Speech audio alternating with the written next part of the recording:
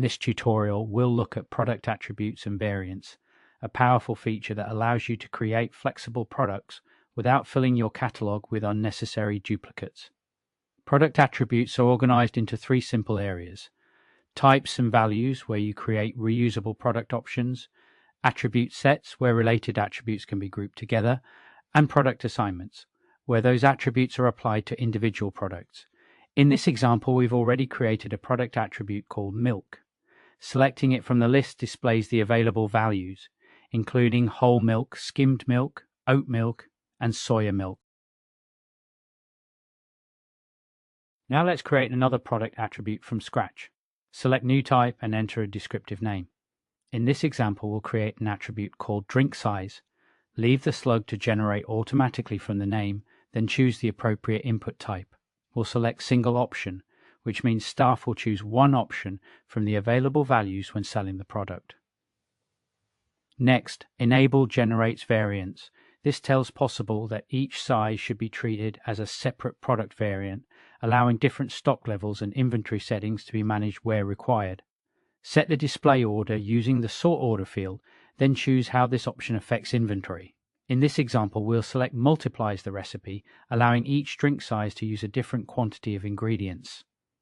Finally, select Save to create the new attribute type. With the attribute type created, we can now add the individual values that staff and customers will choose from.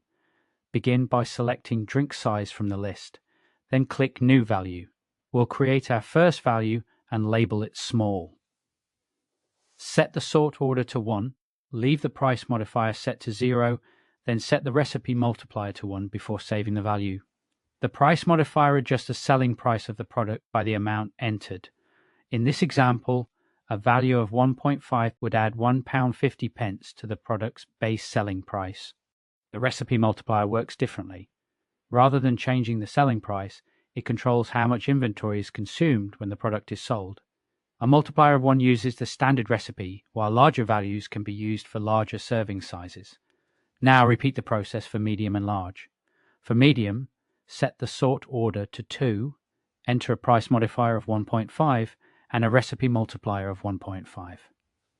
Finally, create large, set the sort order to 3, enter a price modifier of 2, and a recipe multiplier of 2. You now have a complete drink size attribute with 3 values that can both adjust the selling price and control inventory consumption.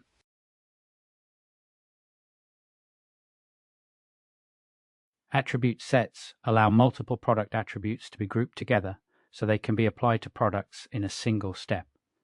In this example, we're creating a set called Coffee Options, which combines our drink size and milk attribute. With our attribute set complete, we can now assign it to a product. Now that we've created our product attributes and grouped them into reusable attribute sets, the final step is to assign them to a product.